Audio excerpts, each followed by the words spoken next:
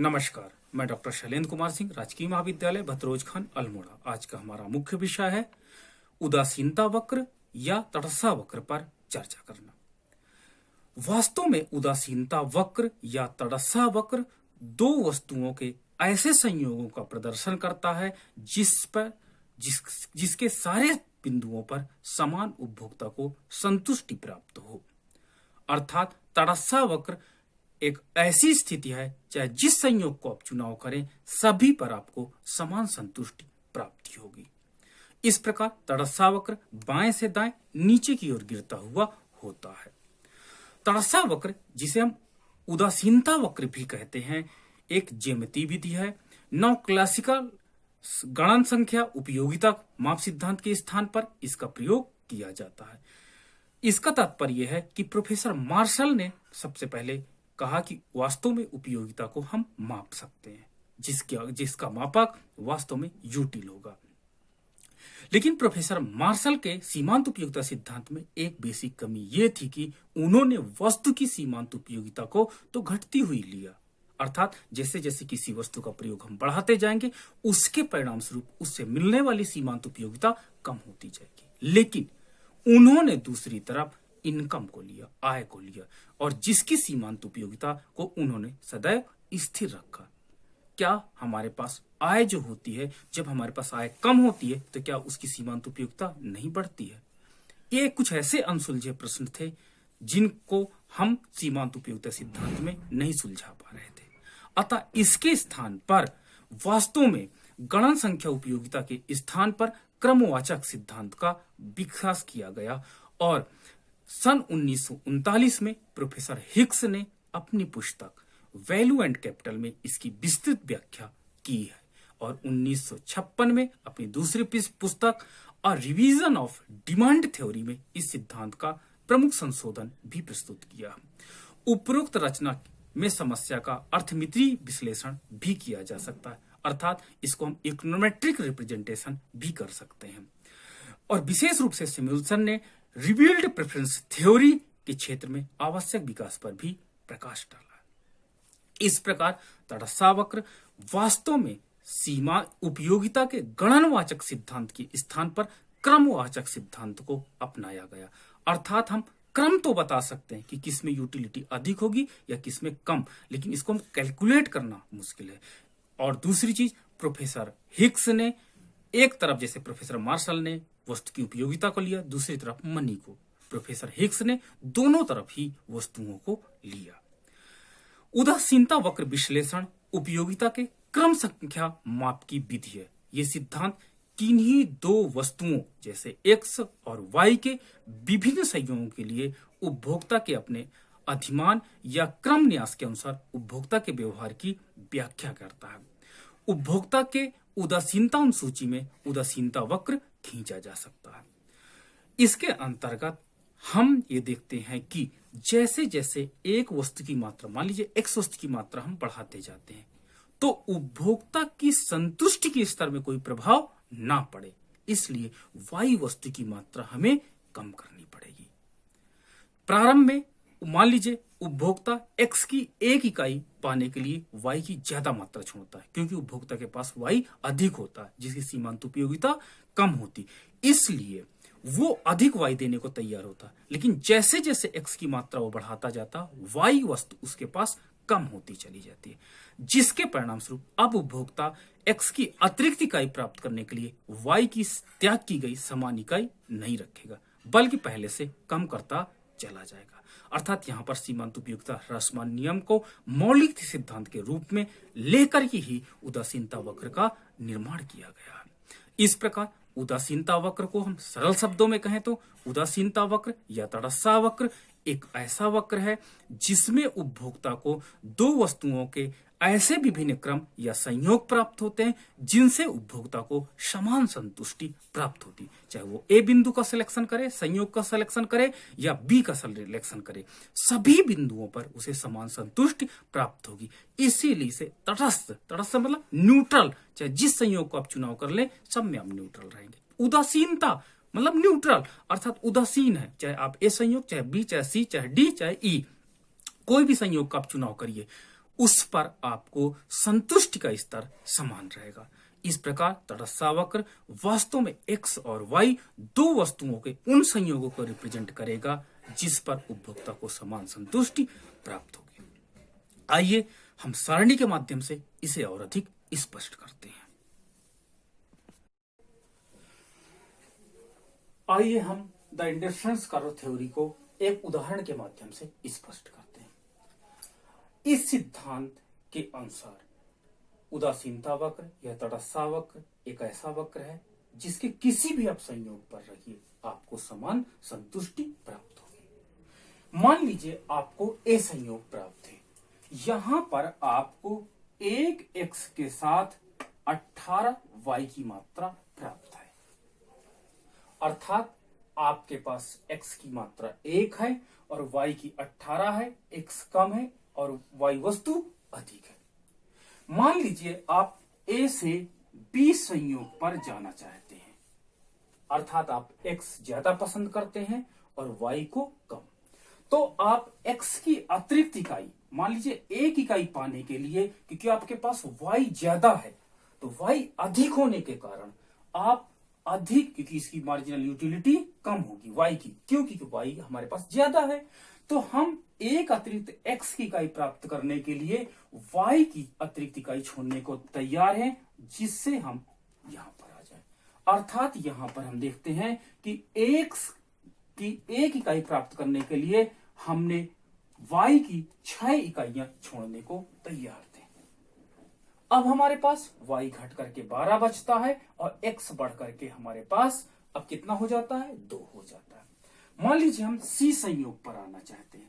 C संयोग पर हम 3 यानी x की और एक अतिरिक्त इकाई प्राप्त करने के लिए अब y की हम कितनी मात्रा छोड़ेंगे, तो उपभोक्ता के पास अब y पहले से कम हो जाता है। जब y पहले से उसके पास कम हो जाएगा तो अब y पहले के ही रेट पर वो नहीं छोड़ेगा, बल्कि यहां पर वो 8 कर देता है। अर्थात अब एक x पाने के लिए वो मात्र वास्तव में 4y ही त्यागने को तैयार है।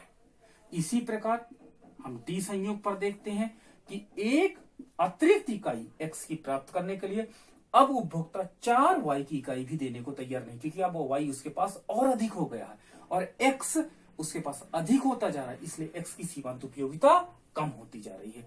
अतः अब एक x प्राप्त करने के लिए y की अधिक मात्रा छोड़ने को अब तैयार वो नहीं होगा, अतः वो अब 5, अर्थात एक x प्राप्त करने के लिए वो वास्तव में 3y ही देने को तैयार है।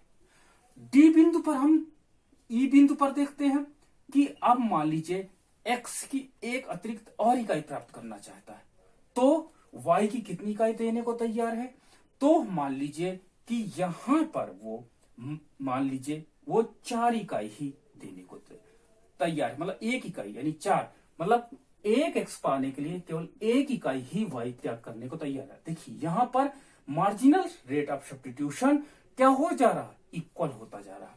इस प्रकार चाहे उपभोक्ता A संयोग प्राप्त करे जहां पर 1x और 18y है, चाहे B संयोग ग्रहण करे जिसमें 2x 12y है, चाहे C संयोग प्राप्त करे जिसमें 3x और 8y है, चाहे D संयोग जिसमें 4x और 5y है, जिसमें और E संयोग जिसमें 5x तथा 4y है, सभी पर उसे समान संतुष्टि प्राप्त होगी। इस सारणी को यदि हम रेखा चित्र के माध्यम से स्पष्ट करें तो हमें जो भी प्राप्त होगा रेखा चित्र, उस वक्र को हम इंडिफरेंस कर्व या तटस्थ वक्र कहेंगे।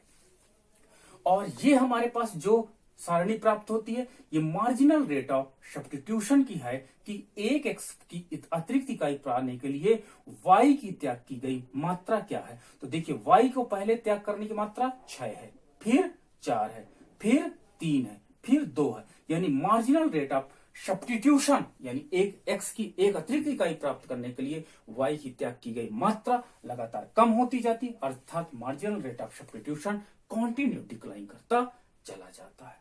इस प्रकार हमने सारणी के माध्यम से देखा कि तटस्थ वक्र वास्तव में दो वस्तुओं x और y के उन संयोगों को रिप्रेजेंट करता है जिनसे उसे समान संतुष्टि प्राप्त होती है। आइए हम इसे रेखा चित्र के माध्यम से भी और अधिक स्पष्ट करते हैं।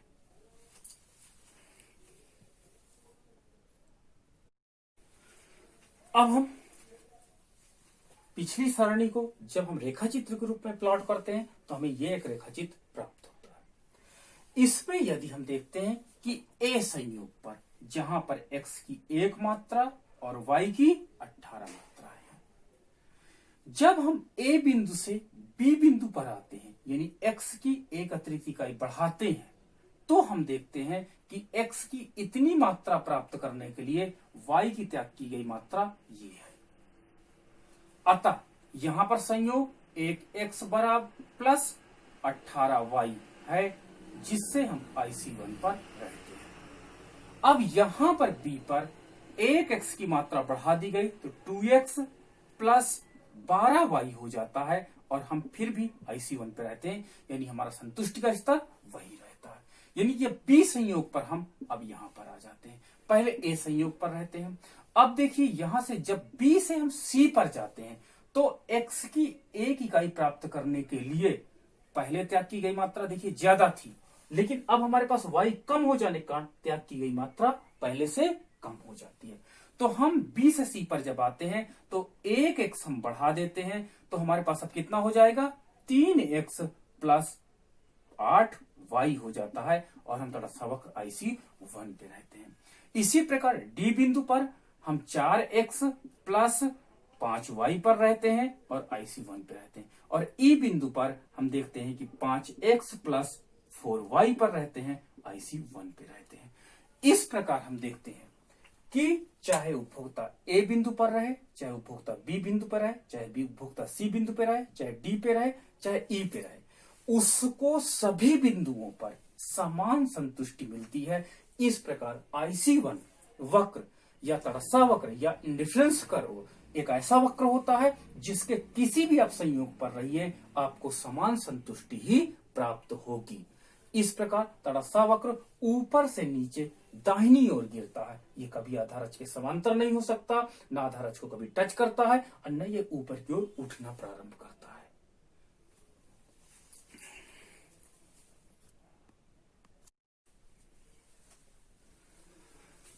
अब आइए हम चर्चा करते हैं स्थानापन्नता की सीमांत दर, मार्जिनल रेट ऑफ सब्स्टिट्यूशन, अर्थात वस्तु की एक अतिरिक्त इकाई प्राप्त करने के लिए दूसरी वस्तु की छोड़ी गई मात्रा में क्या संबंध है। तो इसके पूर्व हमने रेखा चित्र में देखा था कि जैसे जैसे x की मात्रा हम बढ़ाते जा रहे थे y की त्याग की गई मात्रा लगातार कम होती जा रही थी। अर्थात पहले हमने 6y त्याग करने को तैयार थे, फिर हम 4y त्याग करने को तैयार थे, फिर हम 3y त्याग करने को तैयार थे, फिर हम 1y त्याग करने को तैयार थे। अर्थात y की जो त्यागने की दर है वो लगातार कम होती जा रही है, अर्थात हम कहेंगे स्थानापन्नता की सीमांत दर लगातार कम होती जाती है। तो यहां पर हम इसे शॉर्ट फॉर्म में MRSXY ले रहे हैं। इसका तात्पर्य है कि x की अतिरिक्त इकाई प्राप्त करने के लिए y की त्यागी गई मात्रा क्या है। तो यहां पर मान लीजिए हम a से b बिंदु पर जाते हैं तो a बिंदु पर जो यूटिलिटी मिलेगी इज इक्वल टू b बिंदु पर जो यूटिलिटी मिलेगी। अब हम देखते हैं क्या कि a बिंदु पर हमने क्या किया कि x की मात्रा बढ़ा रहे हैं और y की मात्रा कम कर रहे हैं। तो हमने देखा क्या कि यहां पर x की मात्रा अगर हमने बढ़ाया, डेल्टा x हमने चेंज किया into utility, marginal utility of x, तो ये हमने बढ़ाया तो मतलब ये प्लस है, दैट इज इक्वल टू जो हमने y की उपयोगिता त्याग किया और उसकी मार्जिनल यूटिलिटी ऑफ y, यानी हमने जितनी वस्तुओं का त्याग किया उतनी ही वस्तुओं से यूटिलिटी मिलेगी, तभी a पर जो संतुष्ट का स्तर है वही b पर रहेगा। यानी a पर यूटिलिटी आपका utility is equal to b पर यूटिलिटी तभी समान रहेगी, तभी हम तड़स्सा वक्र की डिफिनीशन पे काम करेंगे। अब हम ये देखते हैं क्या है कि जब हम इसको उधर ट्रांसफर करते हैं, इसको इधर ट्रांसफर करते हैं तो minus delta y upon delta x is equal to marginal utility of x upon marginal utility of y। अब ये माइनस क्या सिंबल दिखाता, माइनस सिंबल ये दिखाता है कि तड़स्सा वक्र की ढाल ऋणात्मक है, अर्थात एक वस्तु को अगर बढ़ाना है तो दूसरी वस्तु को घटाना पड़ेगा। इस प्रकार marginal rate of substitution XY is equal to minus delta y upon delta x is equal to marginal utility of X upon marginal utility of Y. ये एक हमें फार्मूला प्राप्त हो जाता है, वो सीमांत प्रतिस्थापन की दर है, अर्थात स्थानापन्नता की दर को ये स्पष्ट करता है कि delta Y upon delta X. यदि हम यूटिलिटी टर्म में देखें तो marginal utility of X upon marginal utility of Y represent करेंगे।